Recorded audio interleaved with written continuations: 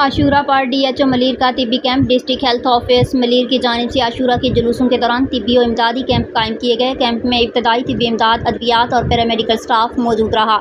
अवामी हलकों ने इस इक़दाम को सराहा, शरका ने ख्यालात का इजहार किया। खसूसी रिपोर्ट बिलाल नूर। जी भाई, यहाँ पे आप बोले जवीर का मातम होता है, कहाँ पे होता है? ये मलिर मंदिर मलिर सिटी थाने के सामने होता है रंजीत। अच्छा, तो ये कितने बजे जुलूस बरामद होता है और कितने बजे खत्म होता है?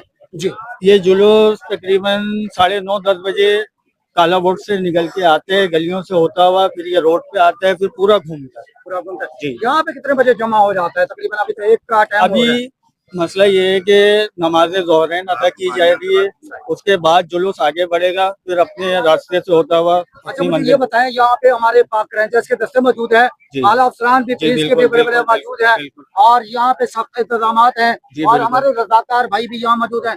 इस हवाले से आप लोग क्या कहेंगे?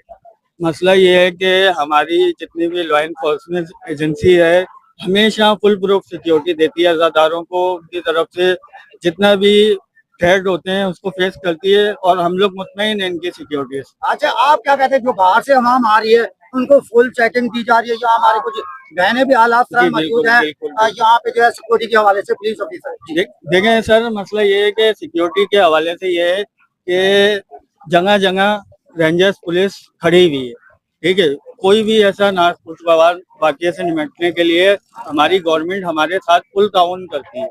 बहुत शुक्रिया।